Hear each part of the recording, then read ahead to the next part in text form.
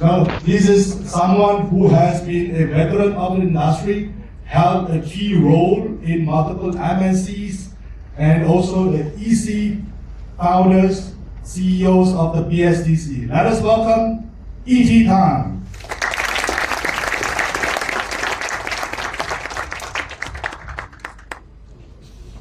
Wow, okay, I'm so surprised about the picture of that. First of all, good morning, and thank you very much for this great invitation and the invitation meeting with all of you. It's really, really impressive for me to be here. First time inside. Okay, I'm just seeing all that stuff. So, 3I, illuminate, innovate, inspire. I hope I can do some of that for you today, because I'm here standing with you, all of you. You are the experts, you are the innovators. What I can provide for you is to share with you some observations, which I call shifting earths and shifting sand. Innovating in a world that is feeling okay. It's moving very fast, as Matt explained. He elaborated a lot more. Okay? Now, the key part here is what is happening, because the big picture is the one I'm going to bring in, the relevance and how it affects you. Yes, we all know about TCO, we all know about cost, because every industry now have to deal with that. Everyone. Okay? Now, what I'm doing is giving you the backdrop behind that, because when we are all working really hard, concentrating on our jobs, making sure we're doing it right, we all have to really get back the big picture. Because the big picture is not a static one. It's shifting all the time. So the analogy is that Earth is shifting all the time. The key now is how do you now decide what to do. So the what to do right now is a lot more. You got this long list from Matt this morning. Okay? That long list I call, and I'm not saying it is, but that long list is part of a whole bunch of other things. We haven't talked about AI, we haven't talked about a whole bunch of other things. Those are sand. You will see a lot more sand. The question is, how do you deal with the sand? So if you go to the beach, the main thing is you sift the sand. So this talk is going to be about how we recognize the moving earths and what do you do when you're at the beach sifting the sand. How do you pick it up? Okay. So with that, what is the ground? What is the shifting ground? It's basically three, I call it tectonic forces, which you probably all know, but I'll just bring it up as this slide. Geopolitics is happening. Okay. Supply chain shifts, regional dynamics, industry, what's happening in terms of technology, in terms of, I see a lot of jobs here on advanced packaging. And system level innovation, I'll explain a little bit more later. Demand is shifting faster than we can ever imagine. Okay. AI storage needs, where they're looking at power, cost, and speed. So let's start back a little bit. Storage through the ages. In the past, I'm sure we all recognize this. I've been involved in at least a handful of this in my own personal jobs. Storage is no longer background technology. In the past, what is the background technology? It's background because you carry this around. This is SanDisk. Okay. You carry it, it's a background. If you have it, you need more. That's it. Today it's strategic. It's no longer just have more. What does it mean by strategic? Okay. So in that respect, I just want to come back to the reminder of the picture, because that is the one that we need to think through, because that's what makes our job meaningful. It's meaningful not because you have KPIs. It's meaningful because the organization, the company you're in, is dealing with shifts. And you are one of those who, as a team, we need to figure out what to do, how to respond. And the end result is your revenue, and ultimately the stock price. So it's about, you can't do anything about stock price. You can do is how you sift the sand. So with that, I want you to think that through a little bit more and say the value is in how you differentiate what you are doing today, because every one of us has probably got more things to do than time left. So how do we get the nuggets up? Geopolitics. The main today, China-US tension. Probably tension, nothing more than that. Greenland is coming into these. Export controls, supply chain realignment. I won't need to go through all that. You all understand that. The regional rebalancing. Okay. Every country now, India, Vietnam is coming back. And what do? If we don't do, somebody else will do, and then they will be creating competitors for us. Okay. So that's the first part. We already know this is the basic part. You may know this, but the statistics, we know there's over 500 fabs in the world, and China is coming up with 100 fabs now. They already have about 50 to 70 depending on, and 20 more. It is being built right now. This data is about 3 months ago. Okay? We know the foundry market, 58% is in TSMC, that's about 92% of the highest. Memory chips, okay, we have to acknowledge Samsung, right? Now in Malaysia, what does it mean locally? We ship 13% of the world's chips. That means packaged chips. That includes US and other companies in other countries. Okay? So that's the big picture that we're talking about. We are in a very, very competitive world in this part of the world. Okay? This you also know. As technology advances, semiconductors are no longer just about Moore's law. In the past, we can crack more inside. Scaling is getting harder, more expensive. Now, advanced packaging is right. We're going to put more and more on top. There will be more and more technology, there will be more issues to deal with. Okay? It's no longer just about performance. When you put advanced packaging together, it's going to be about heat, thermal, all kinds of stuff coming in. Then, what's the role of storage? The role of storage today, AI has changed all that. It's changed the shape of the demand. Not just, in the past when we were selling to servers, can I have 128 gigs? Can I have 256? Now it's terabytes. More is better. AI is changing that. Training is different from inference, is different from HKI. Everyone is, and each one's doing different ways. So each one of them have different requirements. So the system requirements are not drivers, not just the fact that you need storage.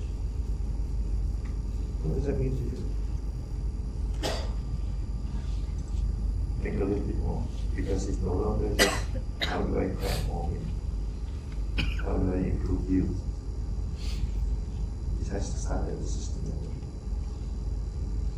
Markets are fragmenting.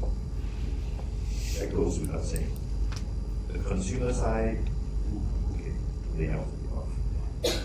Consumer side, the embedded, the enterprise, the industrial, the automotive, each one has a different need. Applications are fragmenting. Which one are you in? Actually, you are in quite a lot of those. The issue is not what you're in, the issue is what the other people are doing. Today, competition is not the edge. There's no single competitor. Each segment has a different one. I went through and did the research on that, which I won't do. And I've only got 25 minutes to do this, so I will keep it high. Pricing is aggressive, vertical integration, system level. So the differentiators are now not just more, pack more, and smaller. It's scale, integration, specialization.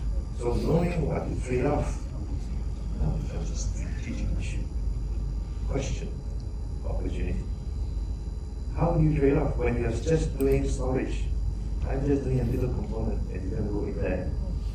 There's another component, it's going to go in there. Those two are the same. Is it? Well, it was.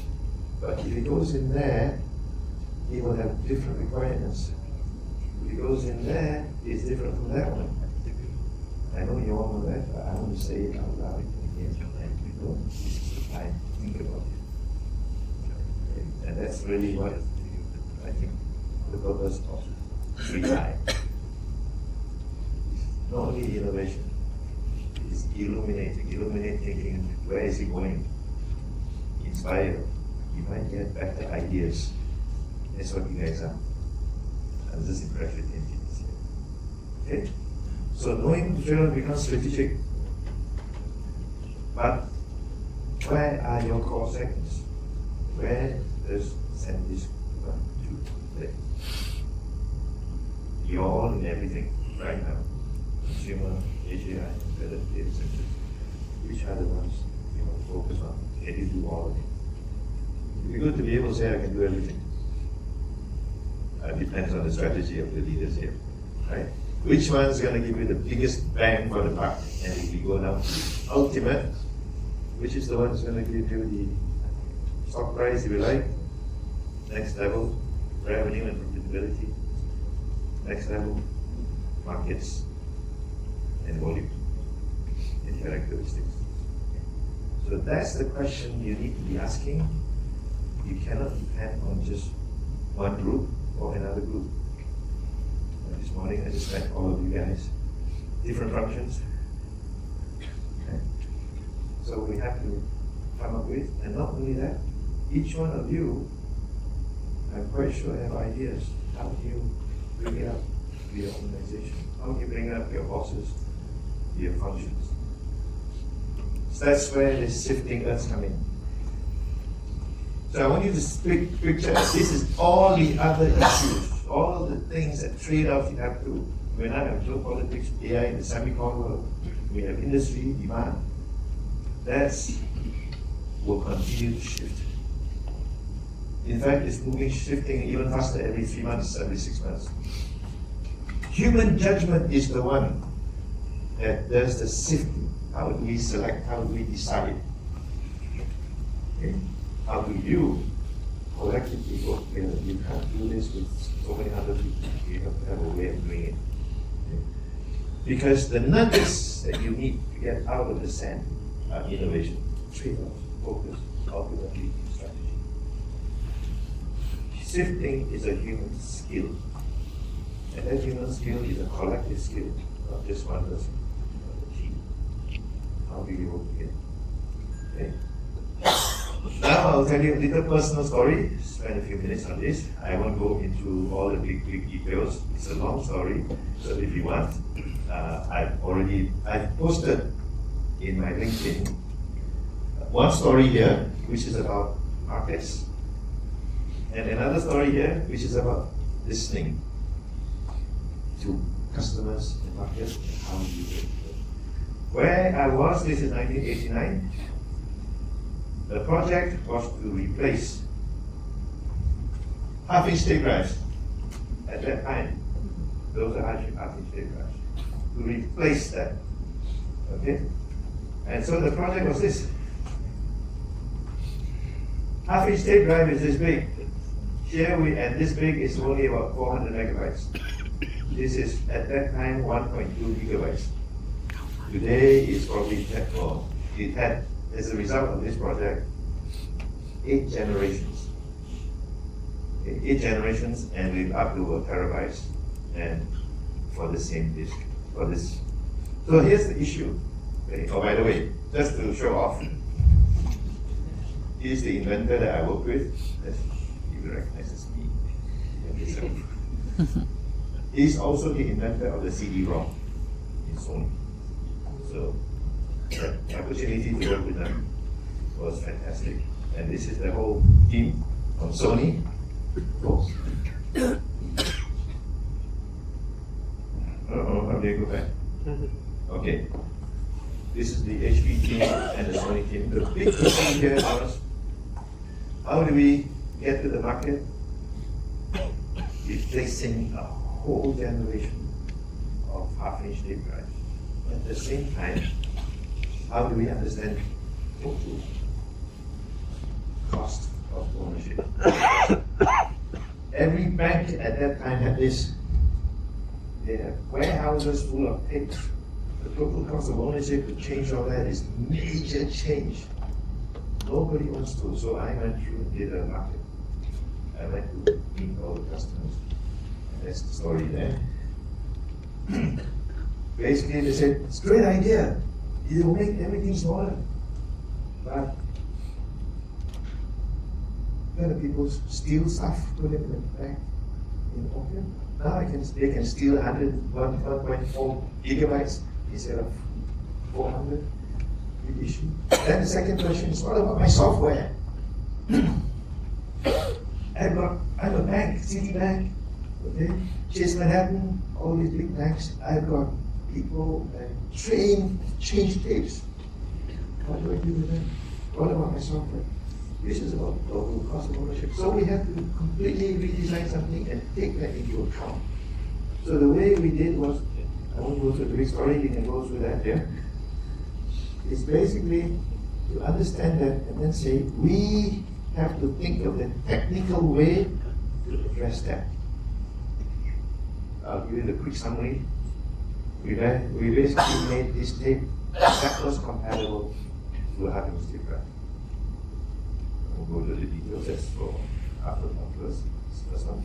Second, one of the issues they brought up was no issue. They're concerned, stealing. But actually, banks have their own security measures.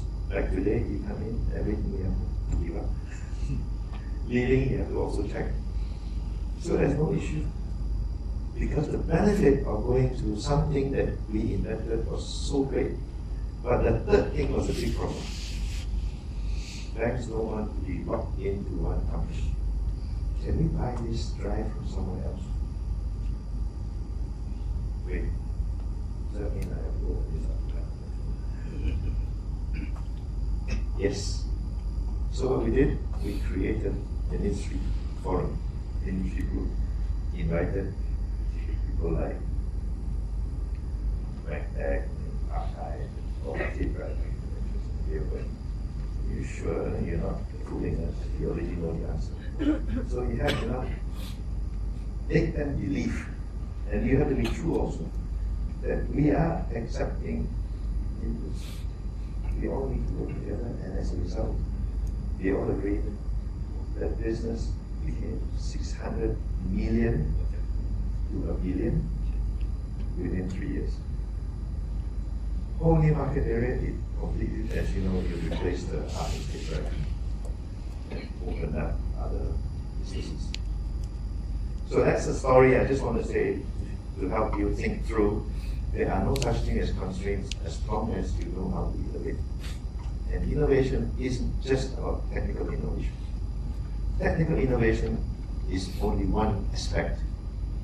Innovation is about how you address the customer's total cost of ownership, because that's what we want. The banks have the biggest issue.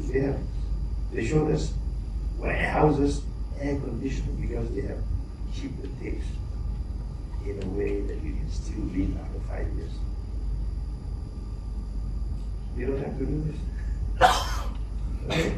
We also opened a whole new market for that, because we then created, because of the standard, we have other EDK, HP, Fuji film. We have all kinds of companies opened up, and we replaced everything. That was HP, starting from zero. We did not have a drive for that. But I hope this gives you the story of how we go through and what it means. So I summarize it with 4 points. Choose the right markets. Listen to your customers. Innovate without cost. Hardware testing and for you. Those are more important than any others. Then think systems and solutions. We had to think through how do you replace those big racks of, they look like huge monster fridges, right? on Google Bridge? And the answer really is sum total is the total cost of ownership is the trade-off. Thinking through the trade-off not just for you in your factory, but sitting in the shoes of the customer. It's their total cost of ownership, not your total cost of ownership. How do you understand that? You have to sit in the shoes, you have to understand what they do. You understand what is important. Until I went and talked to them, I wouldn't know. Size is a problem. By the way, I was talking to my marketing person after we went, sitting on the plane back to Bristol. The marketing guy told me, hey, can you make this bigger? Yeah, right. Because that was a normal answer, can you make this bigger? Okay? Going on. So how do we prepare ourselves? How do we prepare? It's basically engineers, leaders, and everyone. Today we have a tool that we didn't have in the past. It's AI. We did use AI, which I have a lot, and I like to do it. When we do research today, you just go straight into AI and they will give you at least 80% of the information that will take you probably 3 weeks to find. And a lot of data and maybe crocodiles and as a result. So the AI just do the research. Now we go through to the other things very fast. There are some things that AI is limited. So you need to be clear about what you want. I think management has already given very clear direction. So we just go to that. And how do we work together? So the biggest competitive advantage is clarity. Clarity. Don't just say, oh, management didn't give us a very good, clear set of objectives. Those objectives are there. Clarity is what you do. So the earth will keep shifting, that is only that. The sand will keep accumulating. The advantage is what you do, how you prioritize, not doing more. So the companies that thrive are the ones who decide which ones to learn, how to say no early, not this one, and then how to say yes. When you say yes, say that's clarity. I've been in many companies locally where management not clear. How do you decide? You gotta say no, everything's all open. Use your skills, use your expertise to do the trade-off. More importantly, have a discussion. Okay. So in a world of shifting earth, clarity, not certainty, is a superpower. The future doesn't belong to those who move sand. Move the sand. It's the ones who know which nuggets matter and what you do with it. Okay? With that, I finished my reading my bell. Thank you. Thank you very much. Of the switch on for the storage industry and so. So I just want to know that what do you foresee in terms of the present storage market based on what we have in the past, and when we are going to the next stage right now, people is saying that NAND is so demanding and then it's going to become the AI, part of the AI component. So how do you see in terms of market in the near future? Where are we going and where will we go? Okay, so your basis is where are we going with AI? Yeah. AI with storage.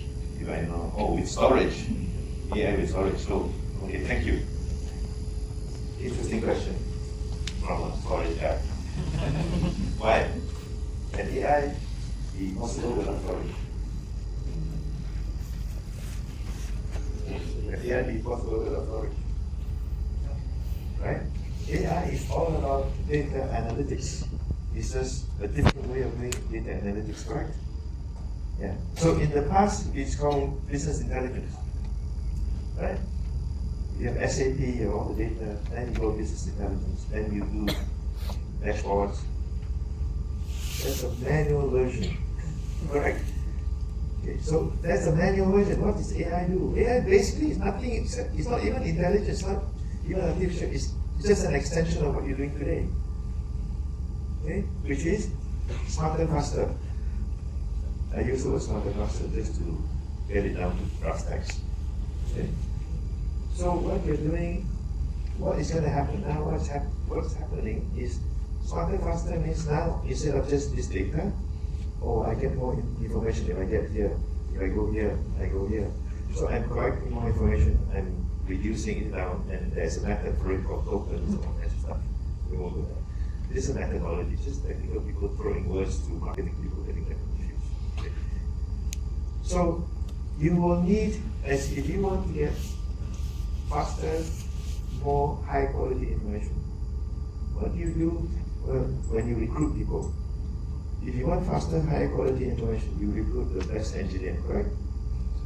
You find the best engineer. So the best engineer means the person's already got the right thinking. By the way, this thing here, you know how many watts it uses?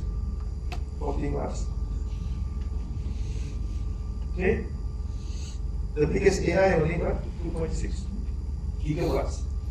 Right? So what's the difference between this one and that? Actually no difference. It's just a matter of power and how you do the processing.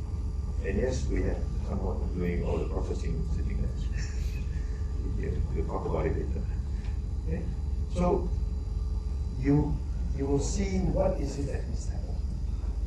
Is that more and more intelligent processing comes in. I'm using that word rather than AI. If we want, we can use the word AI. It's not. And those who are trying to get more money from VCs, they will hype it up and call it AGI. Okay? And so, yes, AI will go faster and deeper. So you will need a lot more. And then what we'll do is technically, you have to now create a chain of how the processing is done. You cannot do everything in one place anymore, which is an LLM. Now you want to do it distributed. We all know distributed computing, right? What is the term for distributed computing in an AI world? HAI. Right? So now HAI is distributed, basically collecting the data, pre-processing it, set it up. So it's actually distributed computing in a different way. But we call it intelligence because marketing people need to get more money from the bankers. Sorry, coming back to stock prices. Right? So the need is going to non-stop. That's why the earth will continue to shift and shift. There will be more sand. Why? Because each one of you and other companies, that's having a legal face, everyone will be able to come up with new ideas. Oh, this one's better, this one. So that's why a lot of things is happening very fast. Because in the past, it was concentrated to only a few companies. CPU company, GPU company. Now it's exploded. And that's why it's even more important where you are now. You are actually, I believe you are now in the cusp. Everything's moving.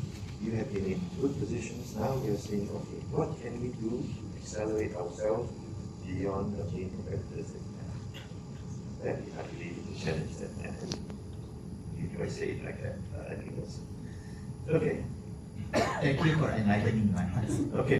You have explained in terms of expanding the storage during your time, your time. So what do you feel the difference between that time in the keys and now in the 2020s? The differences or what you advise or what Okay. you should do better? Good question. Comes back to my background. What's the difference between then and now? Okay. Then, my background, I was in hard drive manufacturing. I was project manager for development. Okay. I was also in Seagate, where I was involved in the lead for the embedded hard drive Seagate introduced. So at every stage, the only thing I can tell you is at that time, change was slow because the demand was clear. It needed time to develop. You had at that time it was mainframes. That's why you had hard disk drive. Then you have desktops, and then you have now you have handphones and all kinds of stuff. Right? So if you look at that as this progress, we all know this. Okay? It was not fast. I wouldn't say it's slow, it wasn't fast, because you could evolve the industry together at the pace of innovation. Let me repeat. Innovation has a certain speed. It's like saying, I want to have a baby baby. Humans, 9 months have a baby. And if your project manager says, I want it in 4.5 months, you get 2 women. You can't. Right? So it's not possible to say, the issue is whether you know it's a 9-month gestation period. Your project is 24 months. And your management says, I need to do it in 9. Why? We always have 9 months now. Sorry. You have to now explain, this is an elephant. An elephant is 24 months. You cannot have 2 elephants or 3 elephants properly. So at that time, it was possible. Today, it's no longer. Why? Because at that time, there were only a few companies who know the technology, how to develop. And that's why HP came in. And Sony, we hope Sony will do that. Today, everybody and their brother can do a startup. We use an American expression. Right? And so each one of them will be attacking the problem in a different way. So your competition is your competition. Your competition is all the other people who want to do the same thing. Okay? So it looks fast, but everybody have to have a 9-month baby, except there are other people. So which baby are you going to compete with? Okay, now, does that help? Thanks. That really enlightens. Okay. Inspires. Good. She says it's exciting. All of us are excited to have all of the keynote speakers and also VIPs are here today. So thank you again, ET, for your inspirational speech, and may I request